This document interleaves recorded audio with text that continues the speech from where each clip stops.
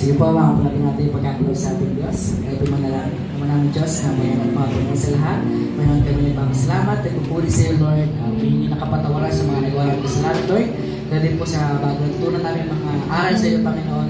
Gabayan niyo po ang aming pastor, Panginoon, sa kanyang buhay, Panginoon.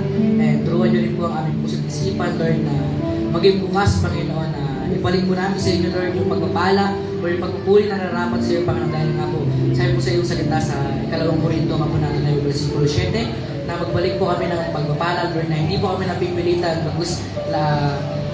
labag po sa loob po namin, Lord, na ganoon po, Panginoon, sa maliligo pa sa labi, kayo po yung bahala, Panginoon, na gamitin to sa inyong kakalaw po yung Kristiyan, Panginoon. Napag sa madalagan sa pangalan ng Jesus. Sa inyo mga grupo ko, basta isa lang kami ng natutunan na kung tayo malamig sa ating Diyos, na kaya nga nasabi ni Ate Rich na diba tuwing umaga kasi ang hawak natin cellphone agad. Di ba na tayo marunong mag-thank you God? Kahit simple thank na lang, kahit doon mo tayo pray. Huwag natin bibigay yung sarili natin sa panghirap na bagay. So ito, short testimony lang.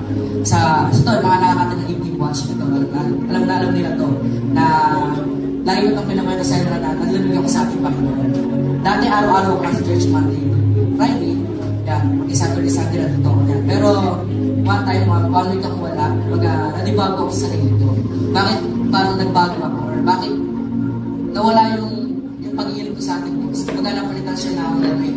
Kumbaga nga, marami akong ginagawa nun, pero dapat parang inisip ko na yung time management ba? Kumbaga wala ka sa ating time management is mawala din. Kumbaga kasi ba, sabi po sa ikalawang Korinto, kamo natin na yung versikulo 7, magbigay tayo ng aayon sa ating Diyos. Ibigay natin kung ano yung napipulian natin sa kanya. Huwag natin ibigay yung napipilitan lamang tayo.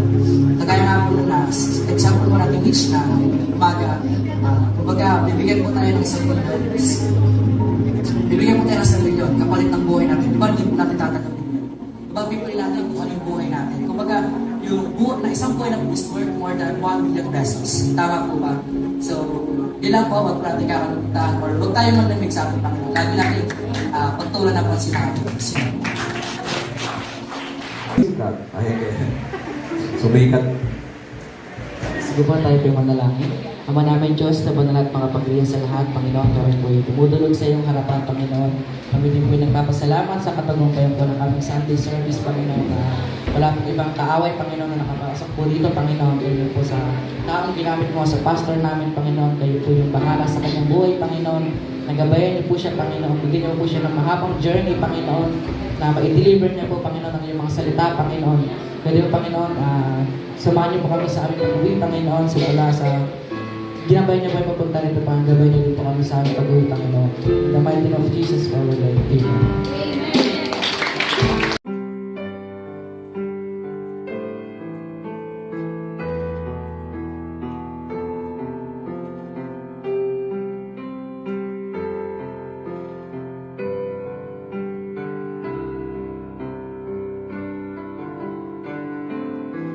Ang mga bulaklak na to.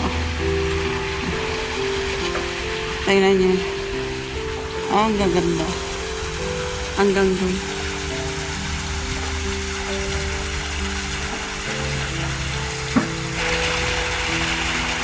Ang ingay nitong pool. Nagkakarga ng tubig. Ayun. Ang ganda. Napagod na si Gina, oh, ayun, oh. Napagod na sa kakakaykay. Ayun, ang ganda ng bulaklak doon sa taas. Ang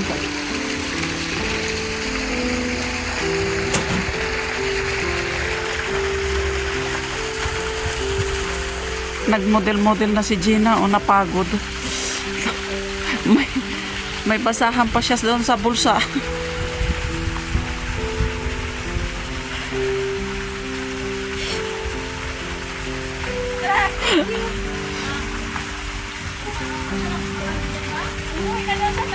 Tingnan nyo to guys, ano kaya ito? Hindi ko rin alam eh kung ano ito. Ganito ang dahon niya. Ganyan ang dahon niya. Ang dami niyang bulaklak, ay ang dami niyang bunga. Pero hindi naman makain. Hindi ko alam kung hindi makain or hindi ko lang alam makain. Ang dami niyang bunga, oh.